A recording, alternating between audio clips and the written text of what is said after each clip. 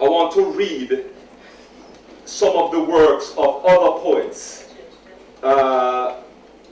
Some of the vocabulary which I definitely think we should have. We definitely should have to work with. I may make a few commentary on some of these poems. The first poem I want to read, and I want to link the first part to Orin's presentation. Although I don't know anything about what it is, I know about the group ACLT, an amazing group, doing an amazing job, and I want to see how we can connect some of these poems with what ACLT is doing. So the first poem, which links to the title tonight about how you overcome the funding cut, is called A Dream Deferred, which we know, Langston Hughes' famous poem, A Dream Deferred. What happens to a dream deferred? Does it dry up like a raisin in the sun, or fester like a sore and then run? Does it stink like rotten meat, or crust and sugar over like a syrupy sweet? Maybe it just sags like a heavy load, or does it explode? Langston Hughes, brilliant poet of days gone by. I want us to think about what happens to all the charities and organizations that fail because of the green grant funding and how we can overcome. Leads me to my next point, Toussaint, by our English poet, Wordsworth. I'm going to read it my way, I'm going to take poetic license. We all know Toussaint Louverture liberated Haiti. Amazing figure. Toussaint, the most unhappy of men, whether the bristling rustic tends his plough within thy hearing, or thy head be now pillared in some deep dungeon's earless den, O miserable chieftain, where and when wilt thou find patience, yet die not, do thou wear rather in thy bonds a cheerful brow, though fallen thyself, never to rise again. Live and take comfort. Thou hast left behind powers that will work for thee, air, earth, and skies. There is not a breathing of the common wind that will forget thee. Thou hast great allies.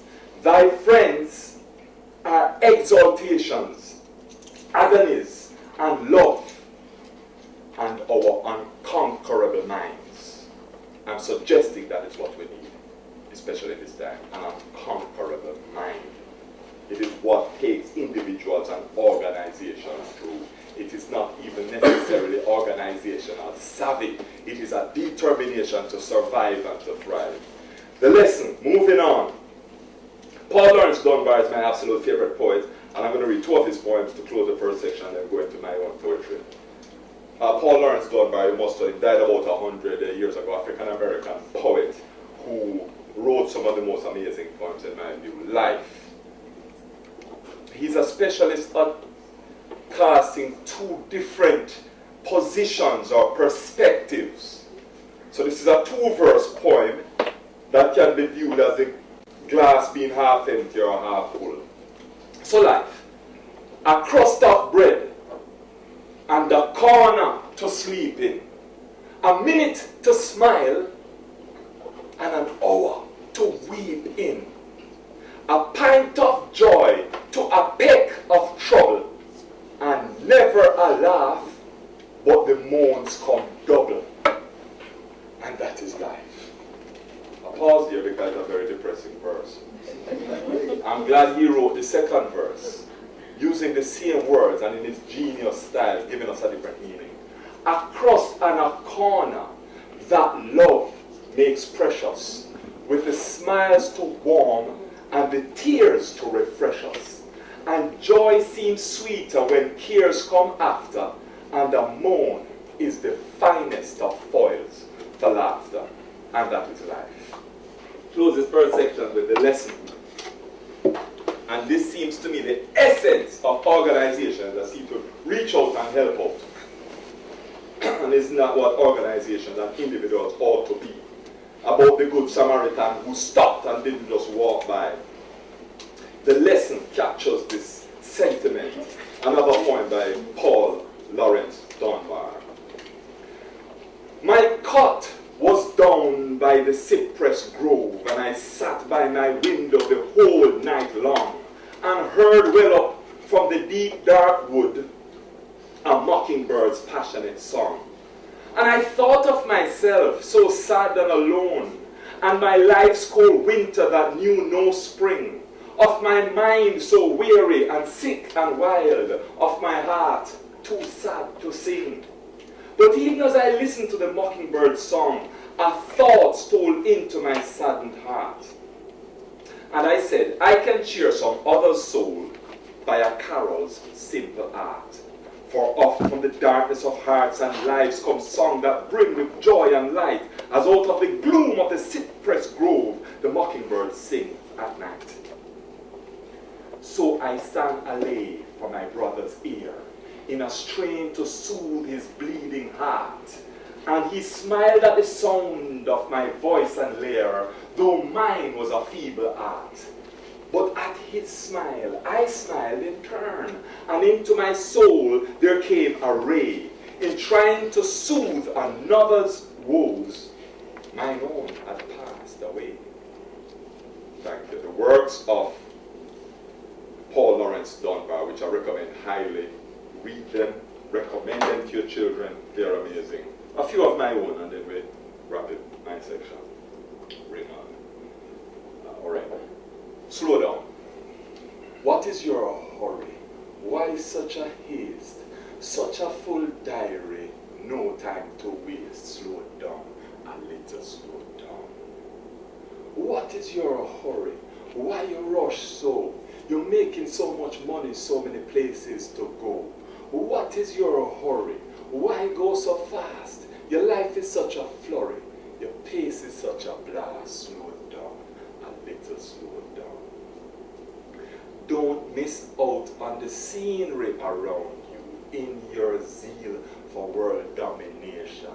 Don't overlook the people who love you in exchange for a lonely destination. Slow down, a little slow down. Slow down and look around you. Slow down, my busy friend, slow down. Keep your head to the sky and your feet on the ground. Slow down, slow down. Letter to the Queen. Is that letter I wrote to the Queen before coming to this country? Because I always believe when it is in a foreign country, you must write to the head of state and let them know you're coming.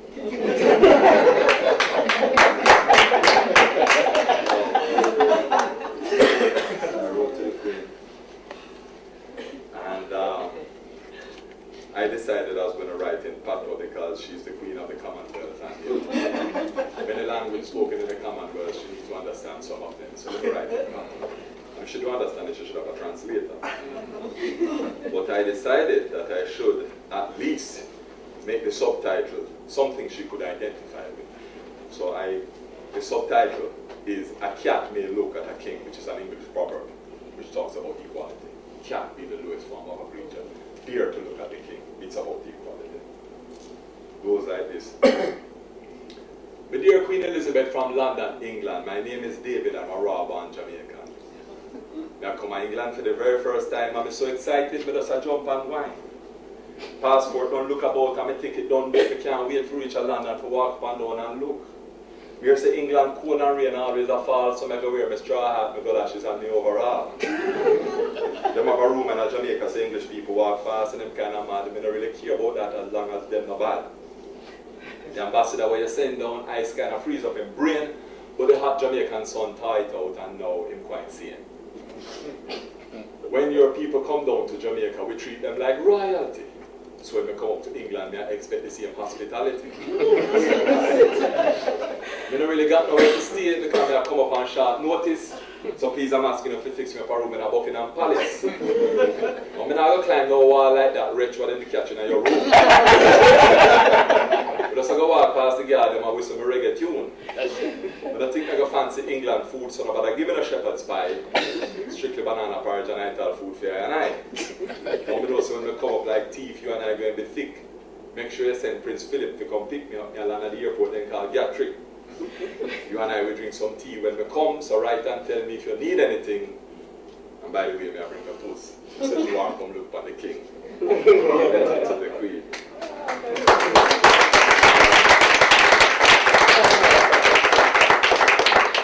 Mind the gap. Mind the gap between the rich and the poor. If nothing is done, it will extend even more. The rich live on excess island in the middle of the deprived sea, when the wealth of the world is enough to satisfy everybody. If wealth is distributed, then wealth will increase. If there is no social justice, there can be no peace. Penultimate poem is for the lovers in the house. It's called For You, dedicated to all those people who have been in a relationship for a long time, and your partner may, well, let's say the woman say to the man, would you die for me, you know? And you might think it's an audacity. But she may have read somewhere that greater love has no person than he will lay down his life for his friend, and she wants to know if you lay down your life for your friend, will you do it for her? So this is a suggested response. You ask me if I die for you. I think I'd rather kill for you. I'd vie for you, I'd cry for you, economy class, I'd fly for you. I'd write your name in the sky for you, a house where it's warm, I'd buy for you. I'd wash and hang your garments to dry for you, sweet sugar dumplings I'd fry for you. Stand up to any bad guy for you, be not tempted by any other fat thighs for you. I'd free a butterfly for you, most anything I'd try for you. The proverbial knot I'd tie with you, I'd always desire to lie with you, to kiss and caress and grind with you, to shake and tremble and sigh with you, but to die for you is hard to do. I'd really rather live for you. I live for you, to give to you the best of me. My love is free, and now you see you captured me. You did it very easily. I saw it coming, but I didn't go running, because in your jail I long to be. Trapped in your heart, now finally I know the joy of liberty. I want this for eternity, but still you ask me if I die for you. I just want to multiply with you. A little girl or a boy would smile like you. I'd swim the river Nile for you, endure any test or trial for you. I'd even go into exile for you. My name they could vilify for you. In the highest courts I'd testify for you. To the queen and the duke I'd lie for you. With all my heart I'd strive for you. I'd give up every vice for you. Take a sacred vow, make a wife of you, my love. You know, yes, I would lay down my life for you. Thank you.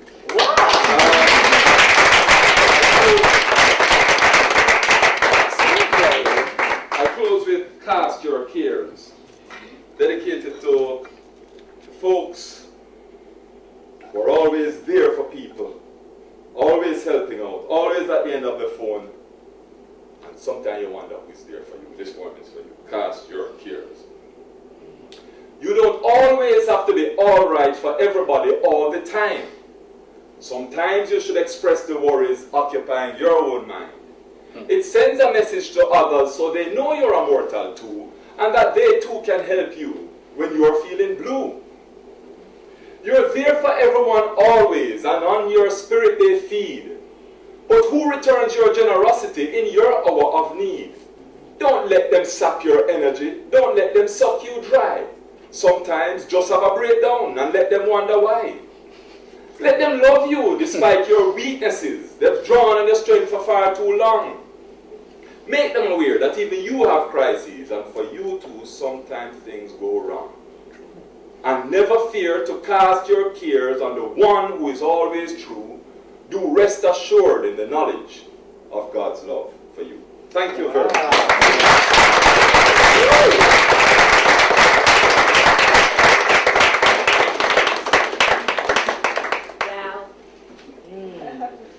Speechless. Thought-provoking poetry. Wow. London really needs a poet mayor. If you've got words like that, your manifesto will be sky high. You'll do well. I think my next guest doesn't need much introduction. You've probably all heard of the African Caribbean Wikimedia Trust, set up by this particular particular individual and his wife. Been ongoing since 1996. Started, I mean, he'll probably tell you a lot more than I can, but I was just saying to Orin actually that, you know, I was just blown away by what they were doing, and it was just tiny because it was, I don't know if any of you saw the article in the Metro last week. Anyone see it? Yeah? I thought, wow, you know, ACLT have done so much since inception, and I think, you know, it takes passion to keep you going for that long.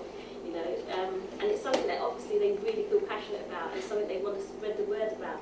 So I'm sure we're all going to be inspired. I think the main reason why I've asked Orin to be here today was I was at a network meeting and Orin was there. We kind of had a chance to have a brief conversation, and he was telling me, I mean, I had an email actually prior to that network meeting saying that the ACLT needed funding urgently. They had a big, well, basically they were on the tip of, or on the brink of closing, and if they didn't get the money within a certain time, you know, it could have serious repercussions. Anyway, long story short, I was really inspired by what Orin had to say about how they actually made it, and how they actually came out of the brink of despair to actually getting funding for a whole year and beyond. And in these times, you know, with the austerity and all the cuts and the recession, I think we all need to hear something like this today. You're really going to be moved and inspired by what he has to say today. I was, that's why he's here. I just wanted to share with you what I felt when he actually kind of relayed his story to us. So, over to Orin, our story, how I survived, or how we survived the funding cuts.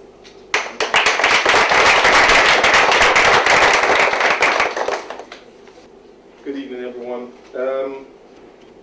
Just before I start the presentation, thank you very much for inviting me here,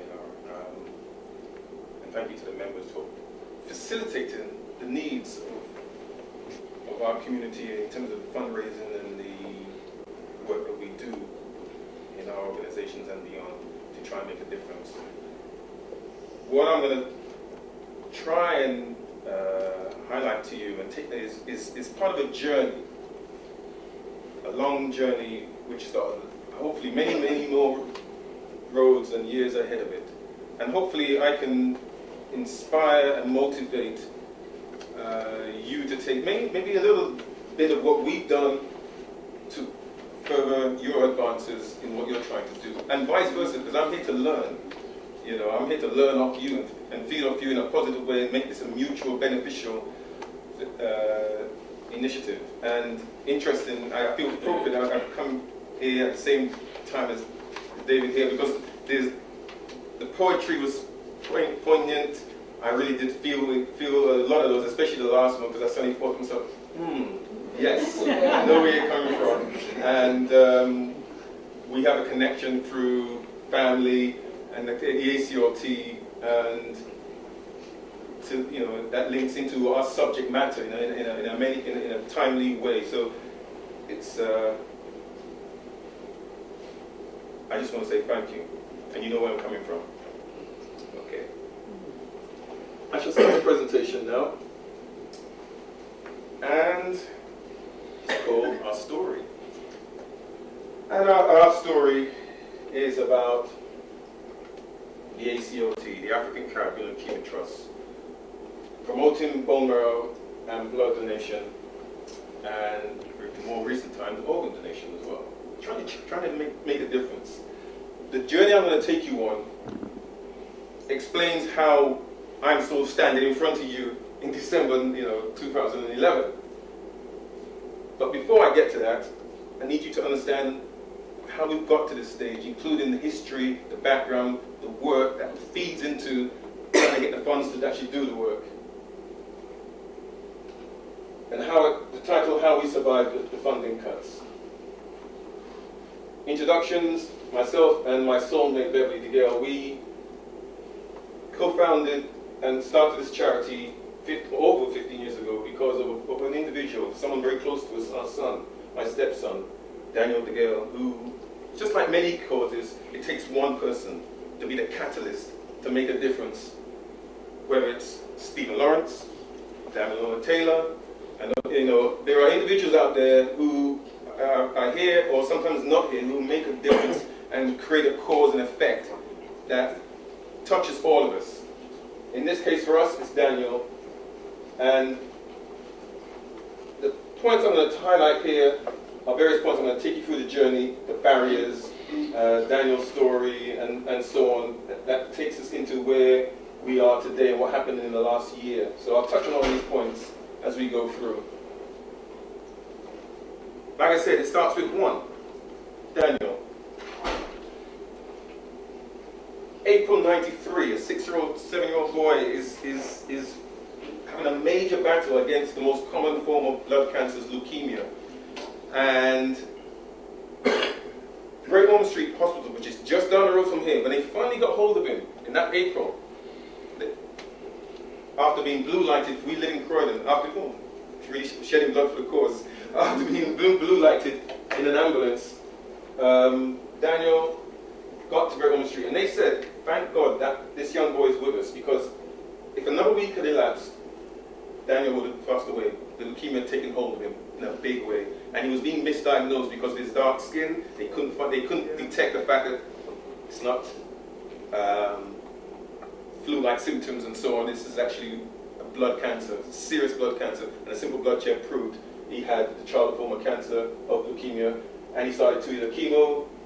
But almost to the day as we speak, December 95, I get a call from Mayday Hospital to say, we don't like the look of the blood tests we've been doing, because he finished the 2 years of chemo, and 9 months later, the cancer came back, relapse.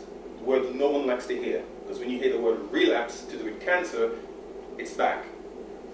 First thing they do is look at his sibling. Daniel has a younger sister, Dominique, but Dominique never matched. So, because brothers and sisters only 1 in 4 chance, 25% chances, so then you look for a donor. Hence why the charity was started. Daniel's odds were over, at that time, 1 in a quarter million chance of finding a donor, because there weren't enough black and mixed race donors. 2 more years of chemo came and went. This time in September 98, weeks after he started secondary school, where most of the kids didn't realize his journey by that time. Another 9 months have come and gone, and the same thing, deja vu. The cancer comes back, relapse a second time, chances are dropping like a stone.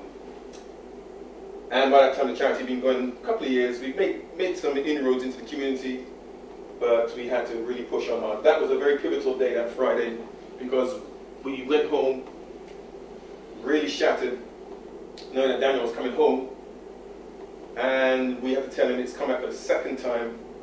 And imagine your child is coming home and say, I'm year 7 captain, football team. Just joined the school and I'm the captain. We're playing tomorrow across the road, and you've got to tell them, I've got to bring you back down because your cancer's returned. So there was a lot of, for us it was a balancing act, myself and Beverly, and I showed the scales because that's what our life was like. On the phone, PCs, this is in our spare bedroom. This is how our office was. Just 2 of us, looking after our daughter, looking after each other, looking after Daniel, setting up networks for families in the same situation as us who'd been there before but had dropped the baton. No one picked it up. So we picked it up and said, we better start running and make a difference because someone's dropped the baton. Started to help other families to smile again, turn negative situations into positive and proactive responses. But this balancing act between full-time job, I came from an IT background, £10 million projects, taking hotels like this and putting in IT infrastructures. And Beverly came from an IT admin background. And you've got to run a charity as well as look after a sick child, as well as a daughter, as well as I've got 2 sons from a previous relationship. Recruitment drives? What's that about? We learned as we went along. And so, as you would do, when something hits you that hard and something that close and that passionate, you learn as you go along, and you pick up all the tips and suggestions from wherever you can. And this is how we were doing it. So suddenly I found myself learning how to speak to the public. Interesting, my job was preparing me for this. Didn't know it at the time, because being part of an IT company, we go and do tenders to wire up buildings like this, and you have to stand in front of a camera and do role play and pretend the responses, and yeah, I did it, but it was the job. Didn't have a passion, but I knew how to do it. This was different. This is my passion. And so, myself and Beverly, we started learning about presentations, and Beverly's trained to take blood. She's a phlebotomist and doing press campaigns, fundraising. You know, picked up a lot of skills as we went along. And assisting families at Great Ormond Street and other hospitals to know what questions to ask about diet changes, chemotherapy, radiation treatment, bone marrow transplants. We suddenly became experts as we went on our own journey. And of course, giving ourselves and others guidance and a shoulder to cry on in the moments, your darkest moments.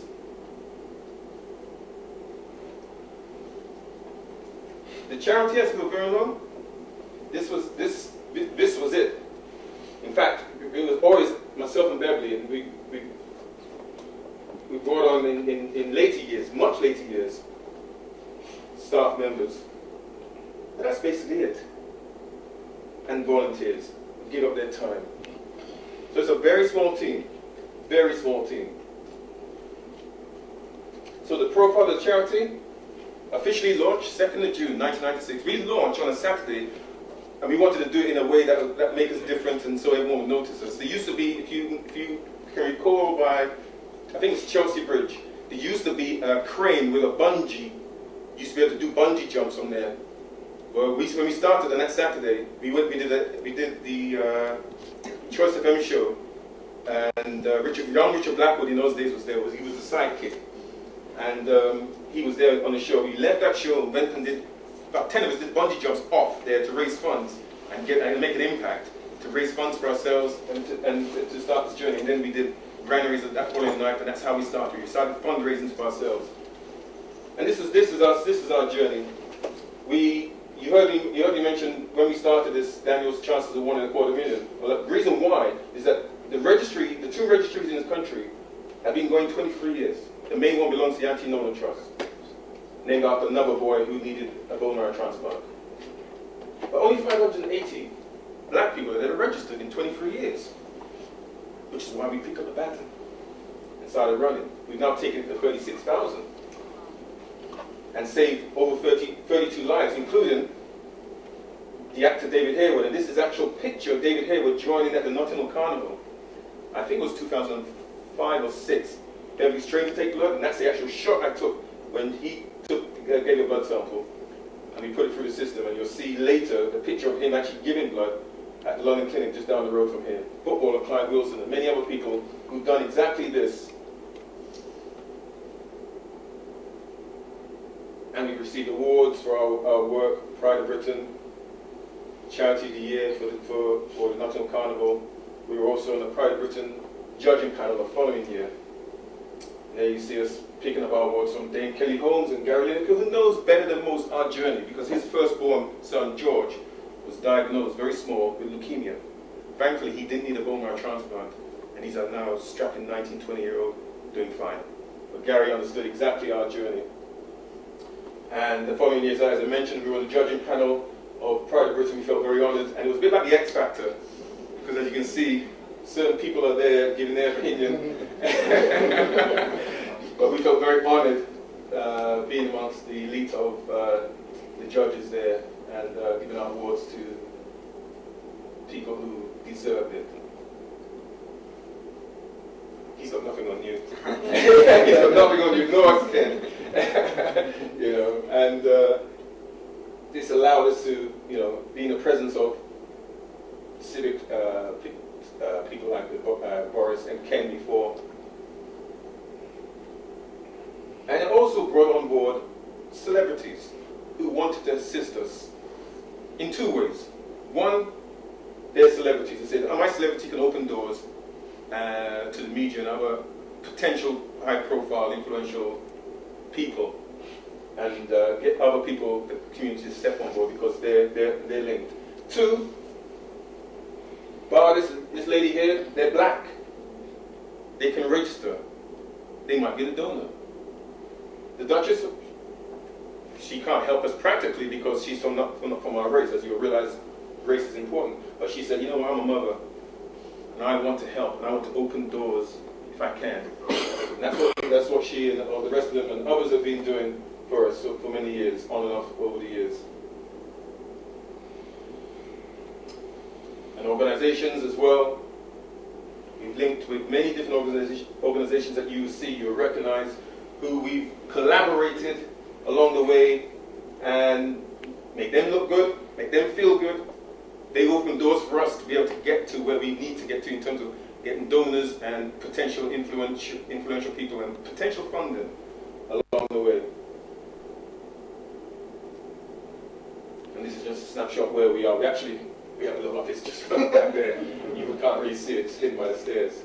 But again, this is all part of building our profile. We rebranded a few years ago, and one of the things we did about rebranding was we changed our logo and our motto to highlight a perception and a professionalism about us. And what added to that was where we were going to be. We'd spent 11 and a half years working from our bedrooms in 3 different locations in Croydon. If you're changing your branding, your marketing, and everything, you need office complex that when someone comes to you, wow, this really looks good. And so it's all about how you are viewed. And this is what we did. So the work of the charity is about going into organizations in many different places, whether it be educational, governmental, corporate, religious, union, utilities. We do it, we've been there, and we're still doing it. And it's made a difference. For example, we're Unison's Charity of the Year. We've been picked by Eleanor Smith to be their charity because they realize the work we're doing is so important. And this slide highlights how we feed into the bigger system. As I said before, the reason why the ACLT exists is because they haven't been able to get our people to register. Because possibly they're not communicating properly, they're not listening, they're not communicating, they're not listening. So someone needs to bang heads together and say, look, if you're not going to talk to each other, we'll take your message and we'll translate it into a frequency that makes our people resonate and listen and go, now I hear you.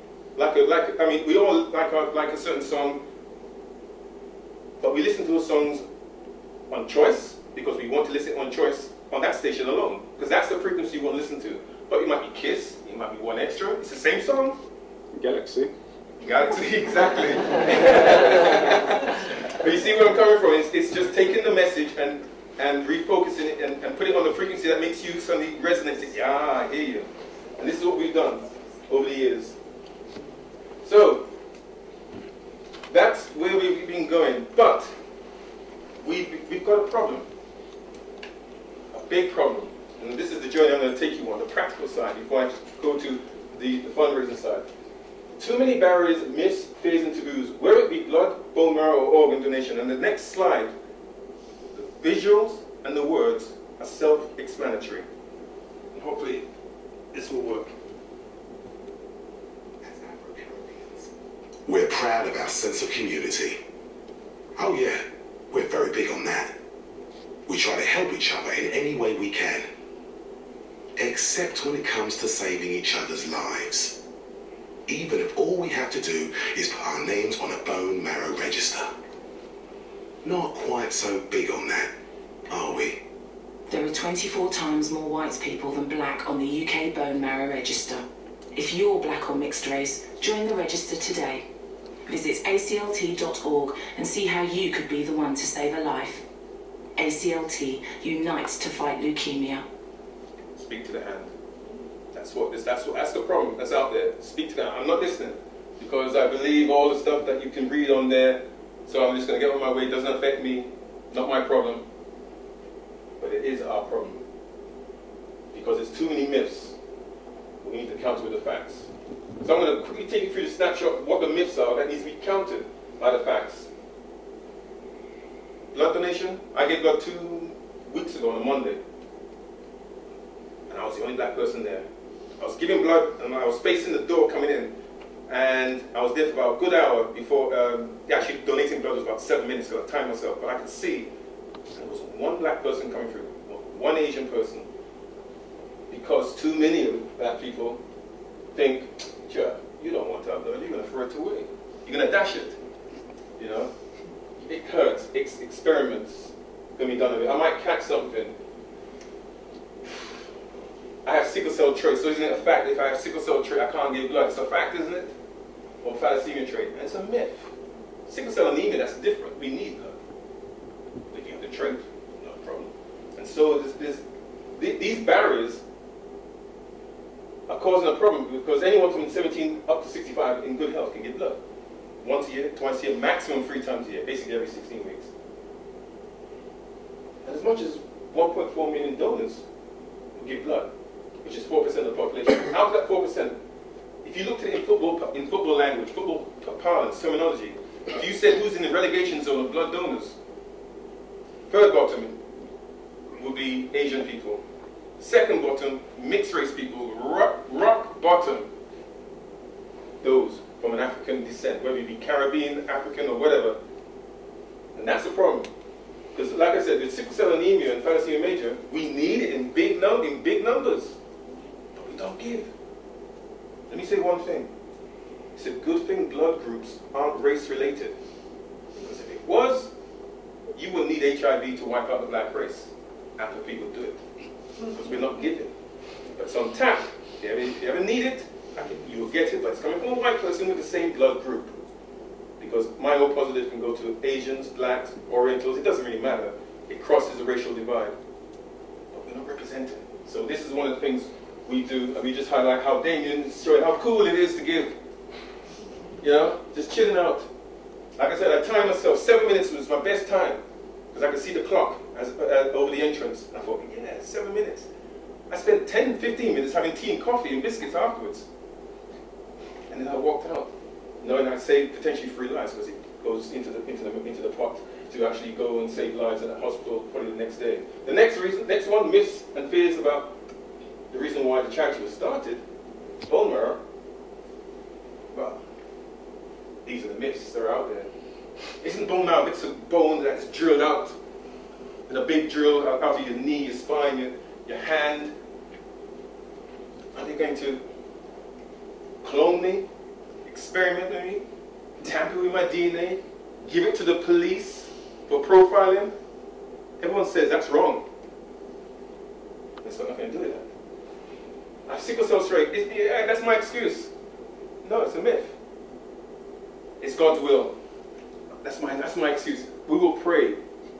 Yeah, we want you to pray. I don't care if your God is Jehovah, Allah, Jesus. Pray, but use technology side by side with what the skills God's given us. I ain't got time. I'm in a rush.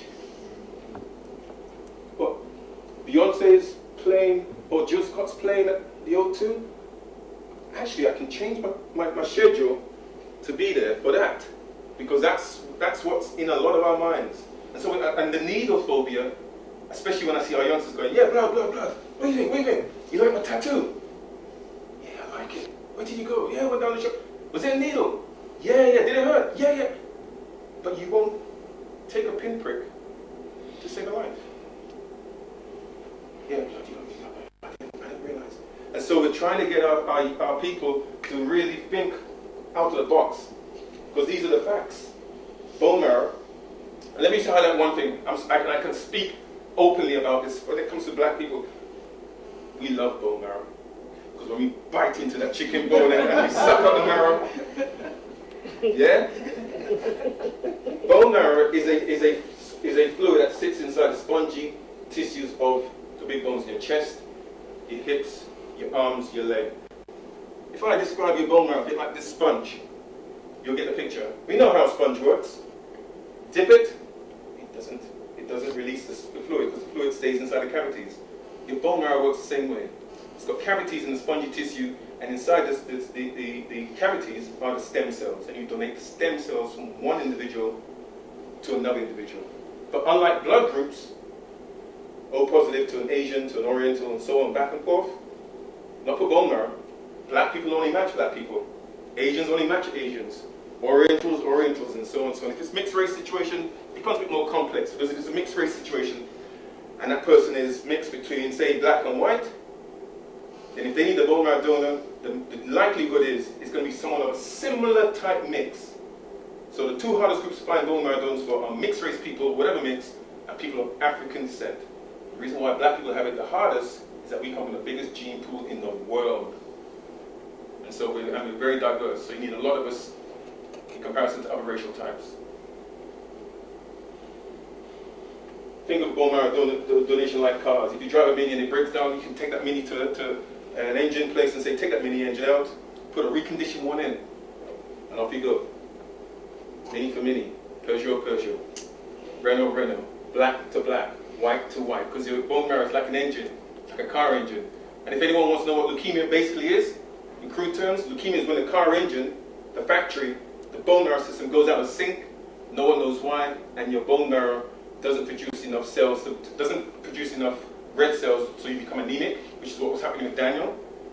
Doesn't stop you bleeding profusely if you have a cut, like I've got now. If my bone marrow wasn't working properly, this week, bleeding profusely wouldn't clot, because my bone marrow is not producing platelets to clot it. But it has. And the key one is the white cells. The white cells keep viruses at bay.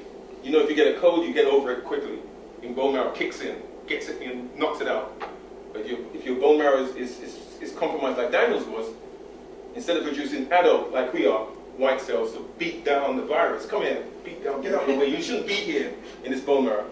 What your bone marrow is producing by the bucket load to fight the virus are baby-like children. White cells. Children are not programmed to fight the battle. And so the body shuts down. And if the chemo doesn't work, and you don't have a donor on standby, and you're black, or mixed race, or Asian, then you've got a problem. These are the facts. A football crowd of people need donors. Half of them will need a donor because their treatment's not working. And that's a huge figure around the world. But the meaning of one race, which is fine if you're from that background. The UK register, out of that 18 million, is 810 donors.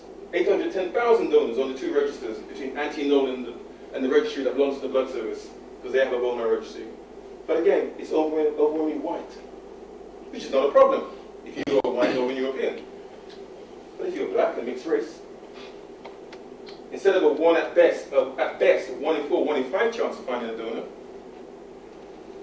it's more like 1 in 100,000.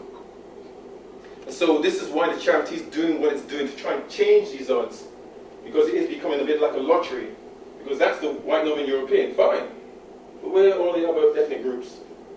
Because too many of them do believe religious fears and taboos. And it does become spin the wheel and let it spin if you are from one of our races, because we're not going to find a donor, because we're not registering. So, what's the right combination? Which one is it? That one. See how complex this whole thing is in terms of the numbers of trying to find donors. It's complex. But if you're not part, as the lottery says, if you've got to be in it to win it, and it's the same thing with being a donor, being on standby, being in it to win it, being like an insurance policy. We pay an insurance policy. We all have insurance policy. But how many of us actually use it? We pay the premiums. It's there for that worst case scenario. Being a donor is exactly the same thing. I've been on the register since 21st of March, 96. And all I've got to show for it is that faded card on the anti-donor list. I'm on standby. But every time a black person or mixed race person around the world needs a bone marrow donor, they check me out. I don't have to do anything more. I get on with my life. That's how most people who joined, that 18 million, that's how most of us are doing it. Just getting on with our lives, trying to make a difference. So one day, we can be the donor. And basically, being a donor, or potential donor, is either a saliva sample, or in America, as 50 cents showing a cotton swab, or a spoonful of blood when you go and get blood as a donor, as a blood donor. You just tell them I want to be a blood donor and a bone marrow donor.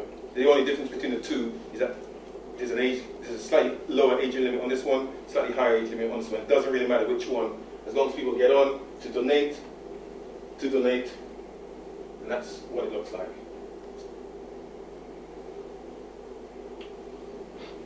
but it's about looking for a needle in a haystack, trying to find a key to unlock the combination of behalf of someone in need. And like I said, they're the two registries. You stay on the register until you're 60, just get on with your life, knowing that you're helping out. It's confidential, and if you are the winning donor, you are like a winning lottery ticket. Done. And quickly show you, because I wasn't going to show you these slides. I thought, you know what, let me just quickly put these two slides in, because I'm sure people are thinking, what do you do? Well, there's David Harewood. I showed you earlier, Beverly taking his blood sample. Friday morning, 9 o'clock at the London Clinic, I'm taking these pictures, and he's just chilling out like that, with the papers on his lap, reading, talking to me, and a blood sample was taken from one arm into that machine filtered and kept his stem cells as a fluid there, and returned the blood back into a vein in the other arm. Biggest problem doing this? Boredom. You sit there for about 3-4 hours. Magic number was 249 mils, and that went off to America. And there he is, plaster. Done. No general anesthetic, done as an outpatient. 80% of donors, if they are found to be the winning lottery ticket, do it this way. Because it doesn't take up too much of their, got to be here, there, everywhere, fast lifestyle. The other one is all the myths. Thinking that it's drilling in the spine and all sorts of things. It's actually taken from the hip region when you're asleep under general anesthetic. It's about 3%, and you gain it back days later. And it's a small needle and syringe. Yeah, hollow needle and syringe to that point, to the hip region. And it's no scars, stitches, or disability. You're not flat on your back like this for days. You are fine. And then that's what it looks like. If you want to get an idea what it looks like, this is a bottle of iced tea. But I carry it around with me because it looks like bone marrow. That's exactly what it looks like. Or stem cells. It's a fluid, saves lives, and regenerates back inside you days later. Your metabolism just regenerates it. You don't lose anything. And that's what the ACLT does. We take that generic message and tell people what to do. And at the end, somewhere around the world, in LA, Lagos, Kingston, Jamaica, this is the scene. Courier brings it, and it's just an intravenous drip into the bloodstream, saves a person's life. Weeks later, they go home to recuperate. Years later, you've helped them back to the level of health that we take for granted up here. The last one I want to talk about, very briefly, the one with the most deep-seated myths, and we're working very hard on that, is organ donation. Whoops, let me go back, because I think I missed one. Yeah. For me, it's the easiest one, because it's the one you will never know about if you signed up. But it's the most powerful one. I think it's most easiest because you're going to be 6 feet under ashes, or having fun with a zombie carnival ride, spinning in the grave. And I like this statement that I lifted off Facebook. Please don't take your organs to heaven as we need them here on earth, because you can save up to 7 lives. As long as you let your family know, there'll be no problem. But not too many blacks and Asians realize that just like bone marrow matching, the best match for organ donation is when the deceased is of the same race as the person in need. So I want our community, from the children upwards to the grandparents, have this big debate and get away from the myths to say they will try to save you. They're not trying to take your organs, because the team that take your organs are a totally different team from a different hospital. And you will go very intact if these are your customs, your religions, or cremation, if it's reincarnation. And the assumption that religion doesn't allow donation, well, all the major religions say whether it be blood, bone marrow, or organ donation. Yeah, it's there. The imam, the pastor, there are leaflets actually saying, yeah, we actually believe in it. But people distort their religious beliefs sometimes to suit them. The only one we are aware of that may say no is Jehovah's Witness. But all the others, yes. And this is just an example of some of the organs that people can donate. You can actually donate one of your kidneys to a live donation to someone very close to you, and you can actually donate part of your liver, and it regenerates. And these are the facts before I go on to the main topic. Unfortunately, by the end of the play today, 3 people won't make it. We will lose 3 people today. And there's a strong chance one of those people will probably be black or Asian. Because out of 10,000, there are a lot of black and Asian people, especially on kidney dialysis. And what's happening is black people, the facts are proving that black people are 3 times as likely as whites to develop kidney failure because of the way we prepare our food, the high spicy food, which then creates high blood pressure, which leads to diabetes, and then suddenly kidney failure. And the same with the Asian community, 3 to 4 times higher for the need for organs. And despite, in this country, 17 million people carrying organ donor cards. Again, if you looked at the relegation zone as to who's not carrying, second bottom at 1.5% are Asian people. And rock bottom again, at 0.4% are those from the black community. Yet, if you go and watch, especially in London and the metropolitan areas, if you go and see who's on dialysis, why is there so many Asian people? Why is there so many black people? It's because they don't carry organ donor cards. And they're waiting longer than most, and many don't make it. And this is what's happened with these individuals. And this is why we do what we do. This is a sad roll call of those who never made it. And apart from this gentleman and this young child and this young lady, I personally knew every single one of them. But lives have been saved because people came to donate, especially on the bone marrow side, to become their donors and actually gone on to be donors for someone else. And that's what drives us on. They would say to me, Orin, say to the BFN today, please don't let anyone else join us. Membership is closed. We're elite. We don't need apathy ruling to allow others to join us. So, we're looking for lifesavers. We're looking for kindness of a stranger. And that's what Daniel needed in his journey. He needed someone. And I'll let the next few minutes tell the next chapter of his story.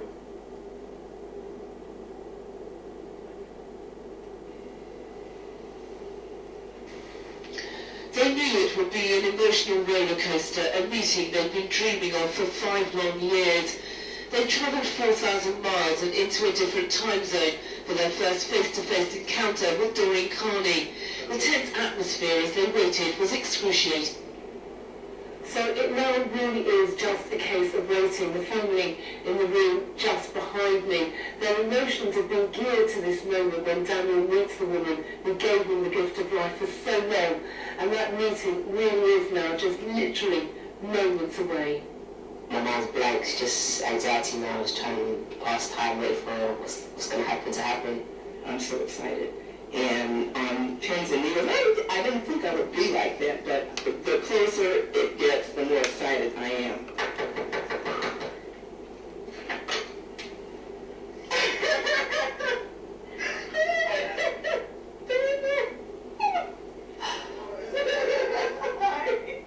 I can look your way. Okay? I'm going to see this person. But you make me smile so much because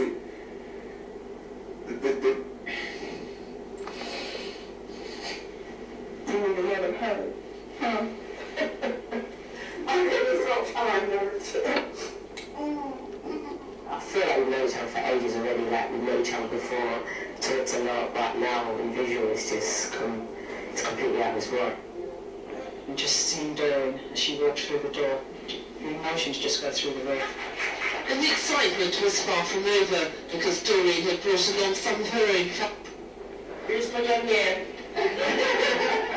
There was also a present for Daniel and his sister Dominique, and of course they had something special for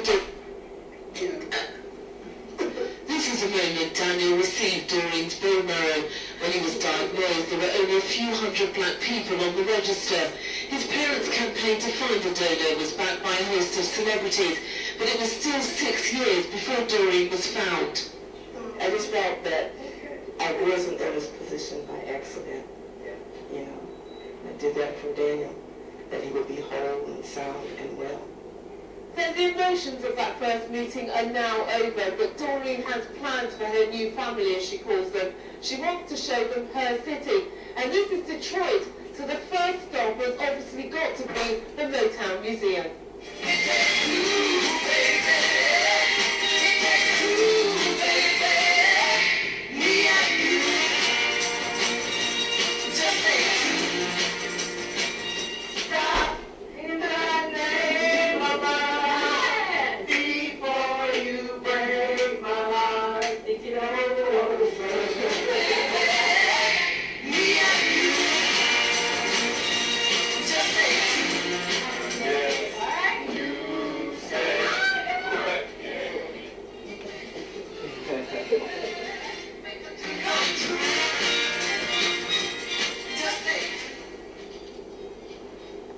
refers to the DeGales as her new family, so it's only fitting that the visit should end in her home, looking at cards sent to her by Daniel's relatives back in England.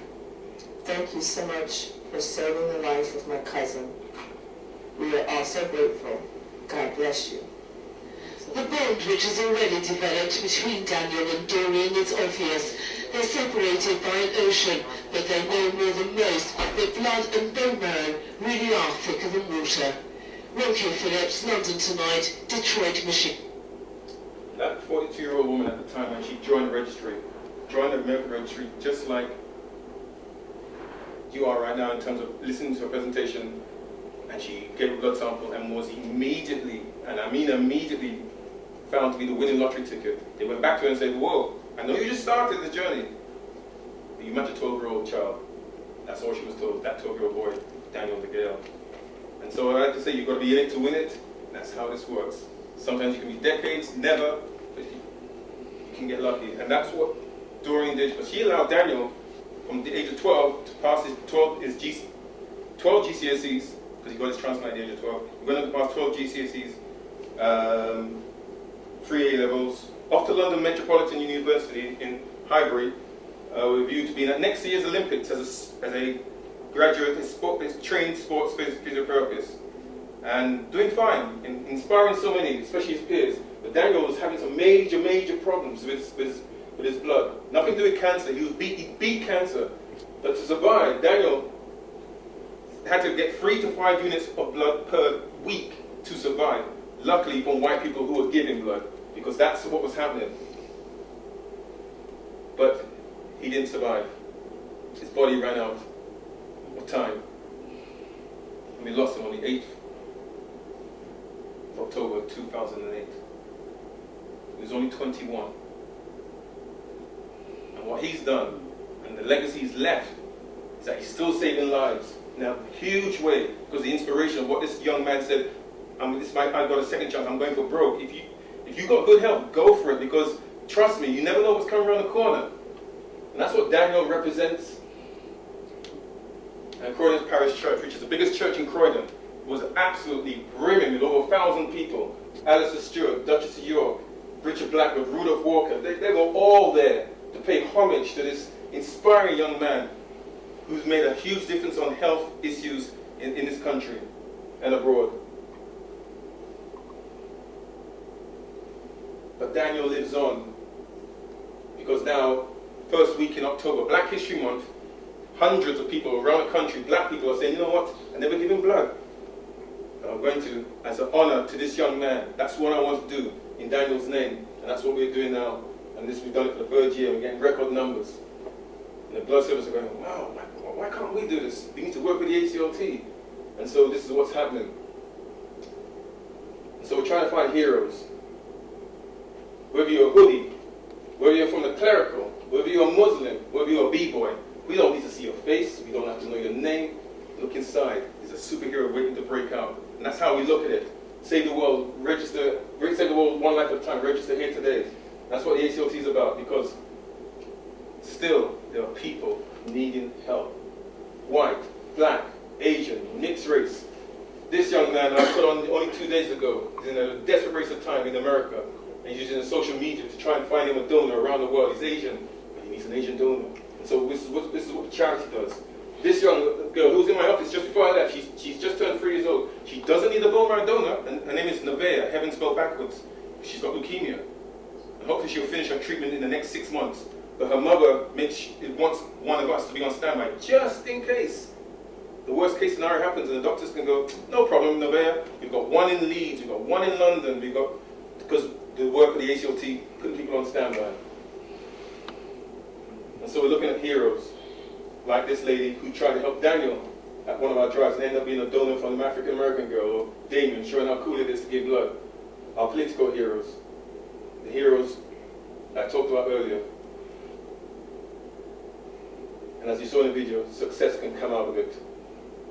Big successes. We know a lot of these people. Daniel's first cousin, his favorite cousin, Beverly's niece, tried to help Daniel in '98 when she was just turning 18. And when she got to 25, she ended up being a bone marrow donor for an African American girl. That was 5 years ago. Or the young man, Jermaine, who wanted to come to the Brixton drive that we were doing on behalf of Daniel, and the week before the drive, he got diagnosed with leukemia. And so went on the road with us and did a lot of media work. In September 11th, 2011, when we can all remember the Twin Towers falling, he's at King's College Hospital receiving his bone marrow transplant, courtesy of the courier that got out of the American airspace that afternoon. Because you remember, no one can go flying out for about 3 or 4 days. He's just celebrated 10 years. Because September 11th is his anniversary.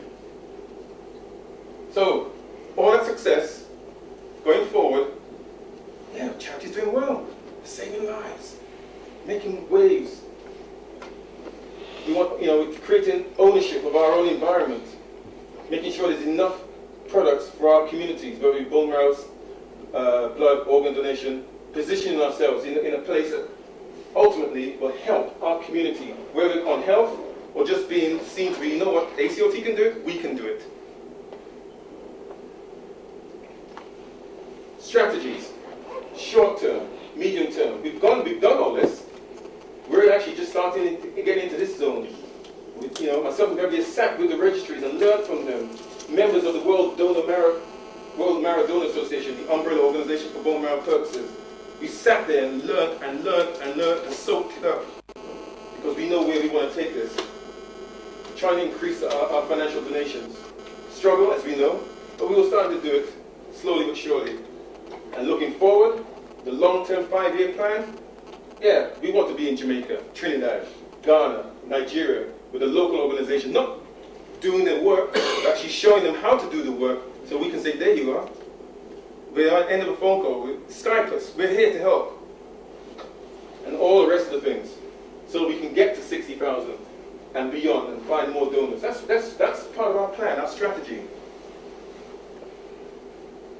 So that we can build, you may not see this, but so we can build a structure. If we get the funds, we can build an admin side, a donor recruitment side, volunteer side, project side, PR, fundraising, and so on, community fundraising. All these plans are in our minds, so push on. And then this happens. And it's happening to all of us. It's happened to many who are no longer here. SOS, major emergency. Why? Oops. Let's just go forward. I'm sure we've been there. First day back after Christmas. It was a Tuesday this year. Everyone's buzzing. Beverly's. Me and Beverly, hot and cold. She's the hot, I'm the cold. I'm the serious one, she's the bubbly one. And the office is buzzing. How was Christmas? Yeah. And the post comes in, and I get the post, and the music's going, and we're playing colourful, and all these stations, and having a good time, and I open up the letter, one of the letters, and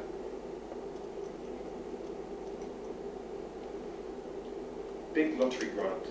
Unfortunately, no. I'd spent 6 months working on this grant application, reaching communities, 400K. Got to the final hurdle of interviews, and I'd forgotten that the decision was coming, was imminent. And I'm in a no. And you've got to bring everyone, just as we did with Daniel, you've got to say, you suddenly got to change the whole mood.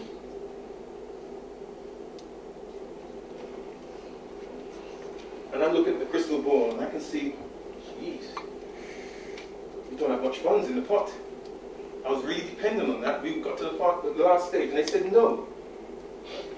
And so I realized by the end of 31st of March, we didn't raise a certain amount, £80,000. Close the door, last one out, turn off the lights.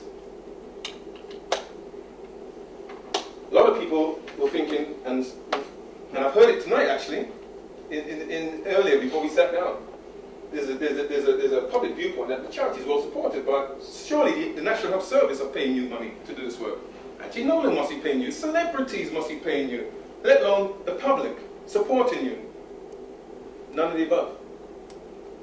I'm sure I'm speaking to the converted there about that, because we don't receive government funding or major supporters. And so we looked at the stats, and I put these stats in there. Our year is August to July. So July 2010, that's how much income would come in, but left us with a balance, a minus of 33,000. We actually had money in the bank. We've never gone into red in 15 years.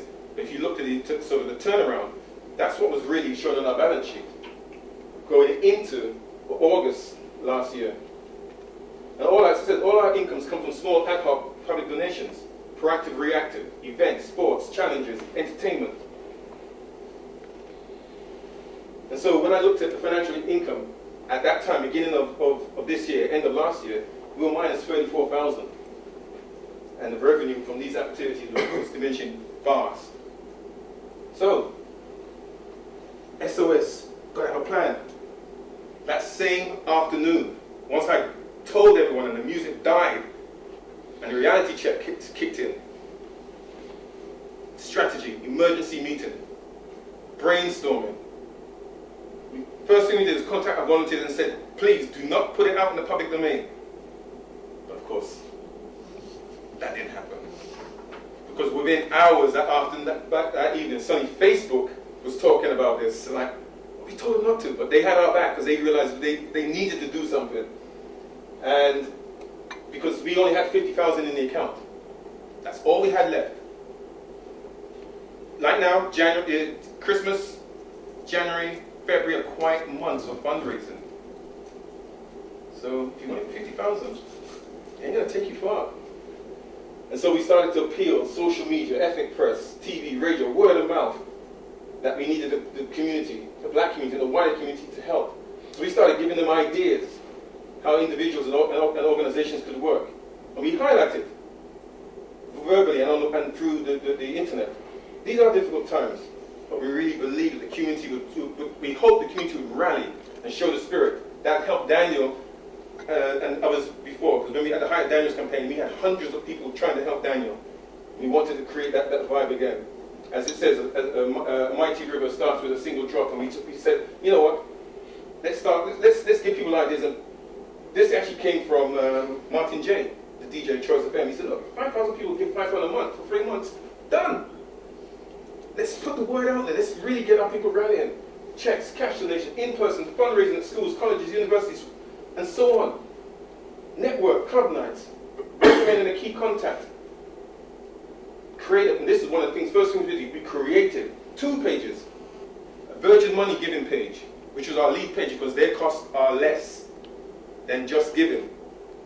But we also did the Just Giving one because everyone knows Just Giving. But we pushed that Virgin Money page with the thermometer, 80,000, let's try and get that, start pushing the message out. And said to people, how can you help us raise these funds? And we came up with many different ideas and suggestions and put it out there. And people came back with suggestions and ideas, including corporate ones, in terms of donations and sponsorship payments and so on. Legacy giving. And so there was an abundance of ideas, and we were really now working on our feet to try and save the charity, literally working by the hour, by the day, looking at things. How does the fund support the charity? Well, it's vital support for patients. That's what it does. Raising awareness through education, promoting donation through patient appeals and media campaigns. And ultimately, what comes out of it is registering life-saving donors from the hardest to reach minority communities. So how will it affect our work if the money dries up? People start to ask us. We said, you know what we're going to have to do? We're going to have to stop the drives. Because we need to concentrate on this. Because without this, we can't do this. And so we can't, but the one thing we never stopped was supporting those in need. The counseling, the one-to-ones, going to the hospitals, where people, as we found out, what's this drug? What's it do? We've been there, done it. We've got the t-shirt, the video, we've done it. So we can sit there and translate a lot of this for them, the patients, so they understand. But that work had to continue. There's no cost to that in real terms, because it's about people's lives. The rest of them, we just said, we're going to put a stop to this until we can get this going. And ultimately, it was about people. We're trying to help, and we want people to help us. We need it. As we're trying to give them a lifeline, and the hourglass is running short on them, the hourglass was running short on us. We needed the lifeline. So we started Facebooking like mad, Twitter, YouTube, mobile phones, texting, BBM. You couldn't miss us for 3 months this year. Everyone was talking about us because, have you heard about the ACLT? I thought they had the celebrities, the footballers. Why can't one of the Premiership black players just write a check? And it's not as simple as that. You'd like to think so, but it isn't as simple as that. We were trying to contact the Asio Kotos of Tottenham, the Jermaine Defoes, and all these black players. Still waiting. Still waiting. It's not, but people thought, yeah, well, we see you at your balls, and you have all these celebs, and you've got this media profile. You're never off the TV and the radio. It's a perception. We just do good work to put ourselves out there. And as I heard, the media, we touched all these points, whether it be national, ethnic, local, the TV local stations, national stations, Sky News. Hats off to these guys, because they could have sat back and said, you know what, I ain't going to help you guys. But the community black stations, they said, yeah, what do you need? You want to run ads? We'll do it free. Because we need you. You have to be there. You can't go under. And so a lot of these radio stations and more kept us going with all the rest. And we got very creative and created bespoke video virals to put out there on the internet so people can see what this was about. And hopefully one of them will play now.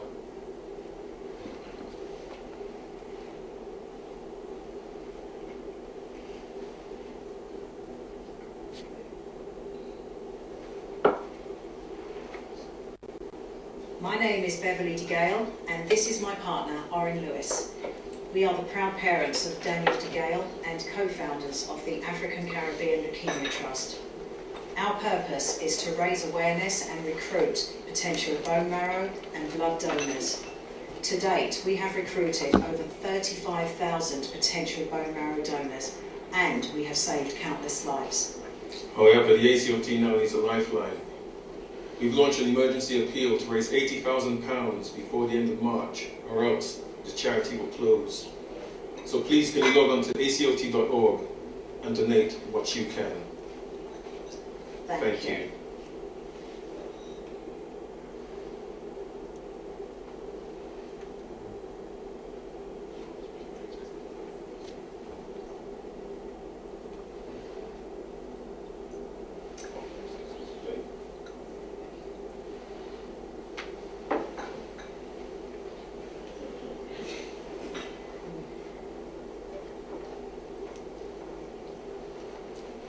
Hi, my name's Charmaine Green, and I think you should save the African Caribbean Leukemia Trust.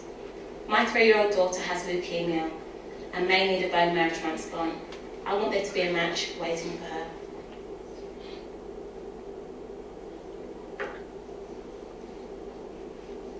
This guy's using very strong, powerful, personal messages. Hi, it's Alistair Stewart in the ITV newsroom, and I have got 30 seconds to tell you why ACLT really matters. The African Caribbean Leukemia Trust is in deep financial trouble. They need £80,000 by March. They save lives, they help people, they give them confidence, they spread the good word. It's not only the black community, but it's also other ethnic minorities. But they can't do it for free, so they do need your help. ACLT, go online, do what you can. Save lives, change lives, make yourself feel a whole lot better.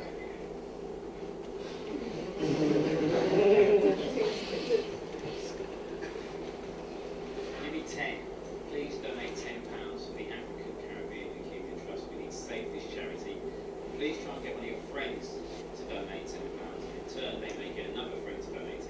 This is a charity we must save, so give me 10. That concept came from Martin J, and a lot of people picked up on it. The last one I'm going to show you is this one. My name's Danao, this is £10, and I'm supporting the ACLT Give Me 10 campaign. Yeah? So I'm going to ask 10 of you to give me £10, and I need 10 of you to ask 10 of your boys, 10 of your girls to give you £10. It's simple, never long. Give me 10, ACLT.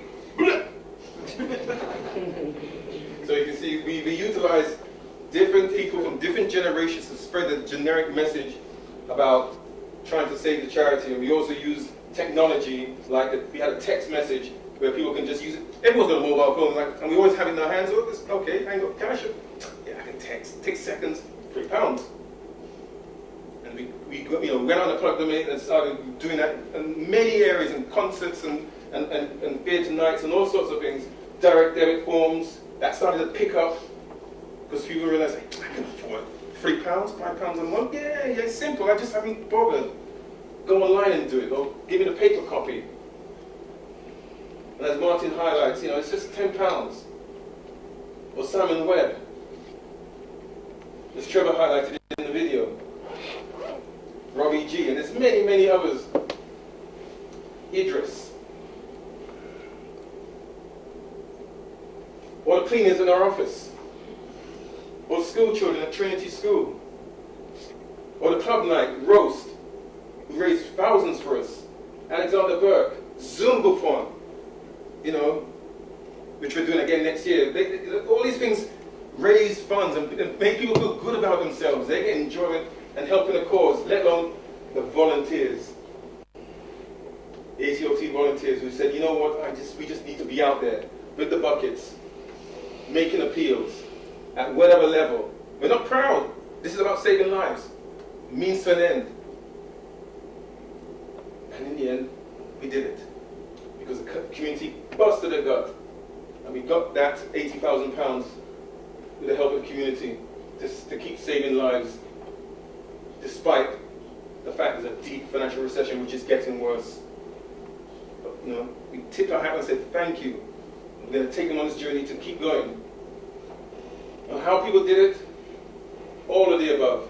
Cash, checks, direct debits, payroll giving, all these things and more. Runs, walks, bike rides, challenge events, mufti days. Everyone got involved. There was a community vibe, a community spirit, people feeling good about themselves. And as the president said of the nation, and as we said, can we do it? The overwhelming response was, yes, we can. And we did it with the help of the community. And we did it before our March 1st, 31st deadline. And what was even more appropriate, and someone is in our corner. Because when we passed the £100,000 mark, it was on the 14th of March,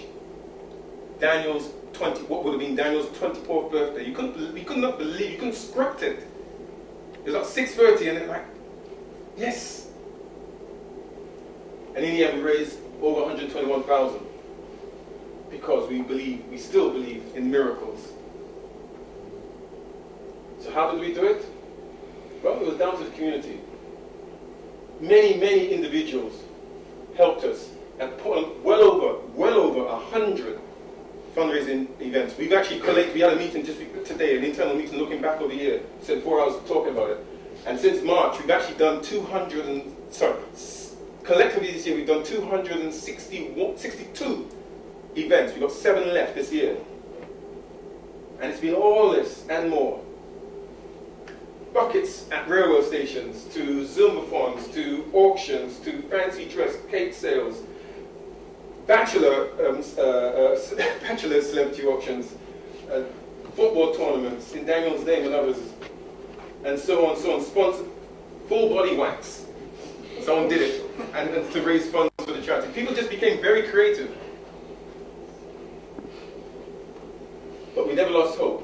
And this is very important. And this is one tip you must take if you ever follow similar lines to us. Never give up hope. Because there's many times when phones weren't ringing. F5, refresh. It ain't moving. The number on Just Giving, that's right, the Virgin page wasn't going up, and you're thinking, oh no, I'm not going to make it. I'm not going to make it. But you have peaks and troughs. Because we did it in 58 days eventually. And it allowed us, and we said from the get-go, if you give us 80,000, it will allow us to survive till September. Actually, we've gone on because we've created more fundraising acts. We've done over 260 events, and we're still trying to put a foot down on the pedal. We're not letting go. So as I start to get close to the end on this, we want people to keep investing in the community, looking forward. £3, £5, £10 a month, direct debits, or payroll giving. Encourage individuals. Make us the charity of the year, like Unison did. Create your brand. Make a nuisance of yourself in the right way so that people say, you're something unique about you. You're different. Let me speak, let me engage. Get people to open the door a crack so you bust the door down and put yourself in there and say, right, I'm here, hear me. And whilst we're still constantly looking for funds, we still carry on the family support and counselling, the media campaigns, the educational campaigns. And in April, the Department of Health took notice and said, you guys are doing some serious work. And so they've given us a £150,000 grant to do some special work on organ donation within a community in three of the most socially deprived boroughs in London. To use youngsters who can't get education or employment to teach them what we do, raising awareness, so they can do it to others of their peers so that lives can be saved. That's what this is about, reinventing yourself, putting yourself out there. Because we don't want to be in a situation 6 to 12 months down the road. And so when we looked back at the end of our financial year, in July, whereas I showed you earlier, it was minus 34,000, plus 74,000. And we're pushing on. But we're not stopping, we're not taking anything for granted. But we have been recognized for the work we've been doing. And here's a roll call. Beverly picked up on behalf of the charity the Afia Trust Fundraiser of the Year, soon after the end of March. Picked up recently Special Inspiration Award, the 2011 Inspiration Awards for Women, the most important one.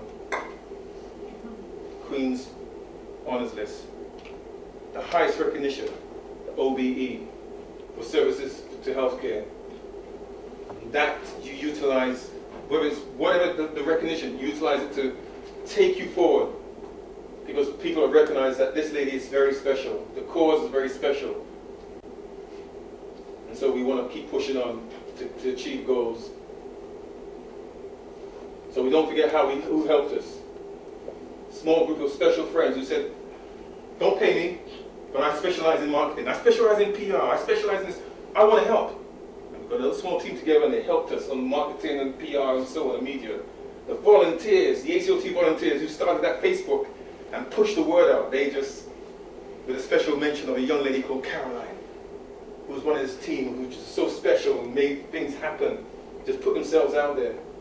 And of course, the team in the office, Samantha, Janet, Verna, a young man called Michael Riley, who came to volunteer and started on that Tuesday, not realizing the journey he was going to be on.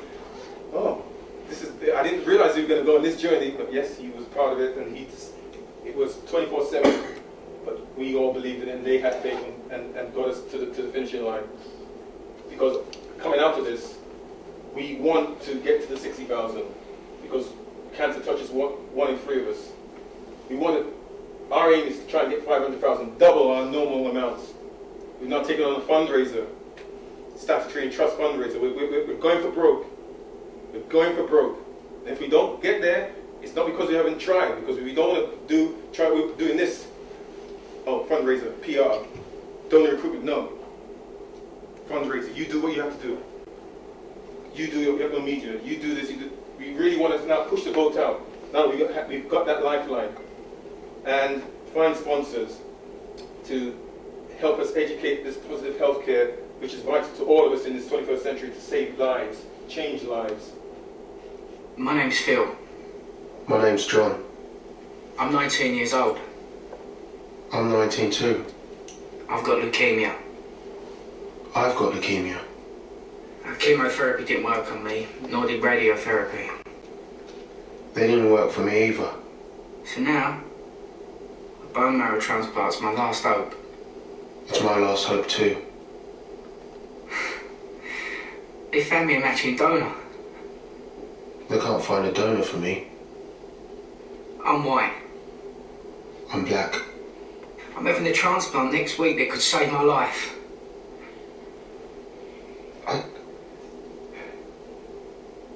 There are 24 times more white people than black on the UK bone marrow register.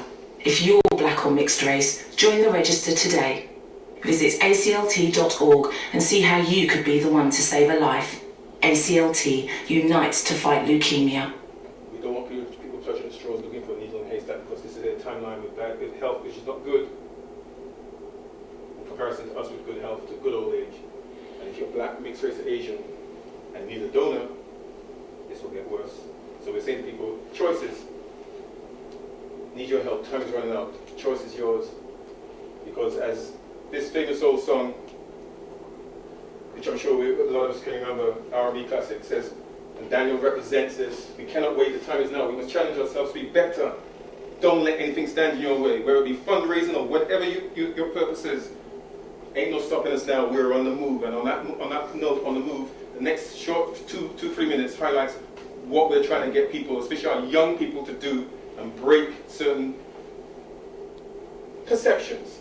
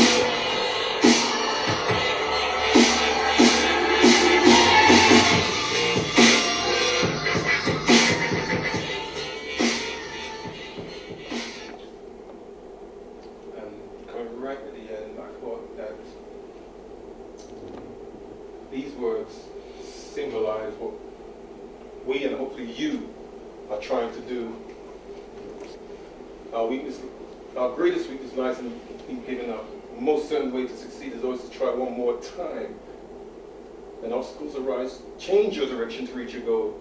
You do not change your decision to get there. Success is not final. Failure is not fatal. It is the courage to continue that counts. The dreams, action, dreams into reality. Rise above the ordinary. The road to success is always under construction. And that really, as these the image is finished. We're trying to get to pound, dollar, whatever, the naira, whatever it is, to try and raise funds to save lives so that people can become donors, bone marrow, blood, organ donors. But we're in a race, and we need to get started and keep pushing on. Thank you very much for listening. Really appreciate it.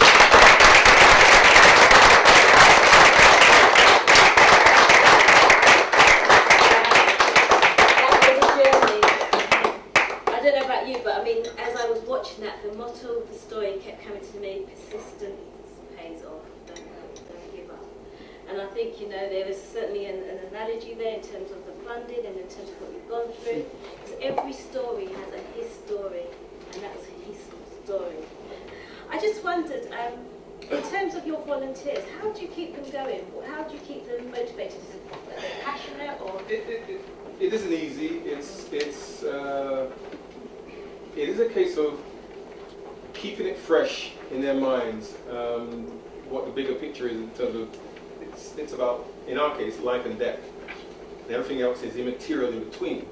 And making them focus on, there's a small child or an adult that needs help, and through them giving a bit of their time on a weekend or during the week, a couple of hours, that they can make a difference by being someone at the reception of what we're doing, to counselling, using their strengths of what they do maybe in their job, in the voluntary side, and knowing that it's helping one of our own people because of what we do is very race related, makes them feel, yeah, I'm giving something back.